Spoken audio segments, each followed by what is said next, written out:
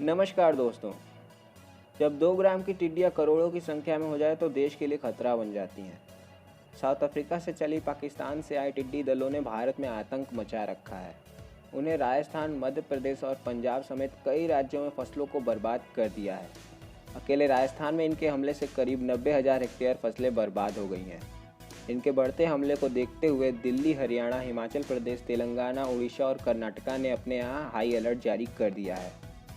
वैसे तो हर साल टिड्डियों के कारण कुछ न कुछ फसलों में नुकसान पहुंचता ही है, लेकिन अभी के समय में इनका आतंक कुछ ज़्यादा ही बढ़ गया है। अब ये तो रही भारत की बात, लेकिन क्या आपको पता है कि पड़ोसी देश चीन में इन टिड्डियों की वजह से ही करोड़ों लोग मारे गए थे? जी हाँ, ये घटना आज से करीब 60 साल पहले की है। दोस्तों, ऐसा माना जा रहा है कि 27 सालों के बाद टिड्डियों का ये सबसे बड़ा हमला है। लेकिन इसका जिम्मेदार कौन है? कोई और नहीं, हम इंसान ही हैं इन सब के जिम्मेदार। चलिए जानते हैं कैसे। इससे पहले आप चैनल पर नए हैं तो सब्सक्राइब करिए और वीडियो पसंद आएगी तो लाइक ज़रूर करिएगा।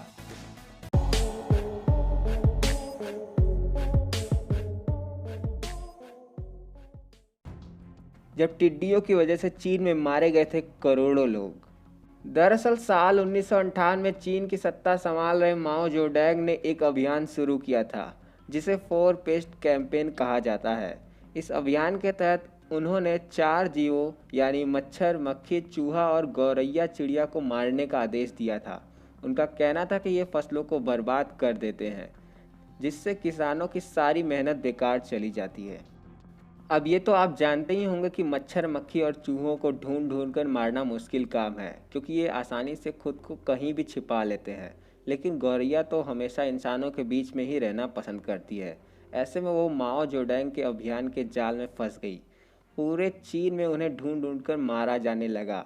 उनके घोंसलों को उजाड़ दिया गया। लोगों को जहाँ कहीं भी गौरैया दिखती वो तुरंत उसे मार देते।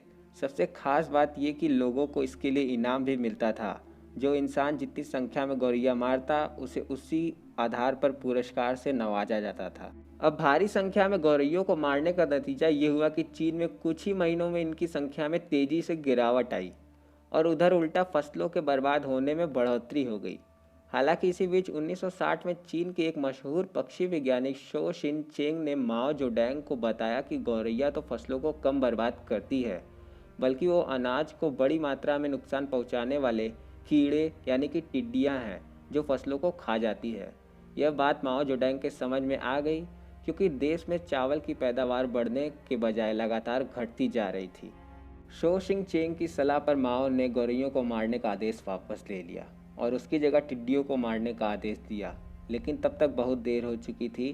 गौरैयों के न होने से टिड्डियों की संख्या में तेजी से बढ़ोतरी हुई, जिसका नतीजा ये हुआ कि सारी फसलें बर्बाद हो गई। इसकी वजह से चीन में एक भयानक अकाल पड़ा और बड़ी संख्या में लोग भूखमरी के शिकार हो गए। माना जाता है कि इस भूखमरी में करीब 1 से 2 करोड़ लोगों की मौत हो गई थी। कुछ आंकड़े ये भी बताते हैं कि 1 से 4.5 करोड़ लोगों की भूखमरी की वजह से मारे गए थे। इसे चीन के इतिहास के सबसे बड़ी त्रासदियों में एक माना जाता है। दोस्तों, आपने रोबोट 2.0 हाल ही में देखी होगी, जिसमें बताया जाता है कि हम चिड़ियों को कैसे नुकसान पहुंचा रहे हैं। इंसानों की वजह से चिड़ियों की जनसंख्या लगातार कम होती जा रही है और चिड़ियों की जनसंख्या कम होने से टिड्डियों की संख्या में बढ़ोतरी हो रही है, जिसकी वजह से ये हमले हो रहे हैं। और ऐसा कहा जा सकता है कि आगे भी चल के ऐसे हमले हों और हो सकता है इससे भयानक हो। आपको एक और बात बताना चाहूँगा। पाकिस्तान और चीन की दोस्ती तो आप जानते ही होंगे। पाकिस्तान में ये हमले से चीन ने 1 लाख बत्तख भेजने का वादा किया है।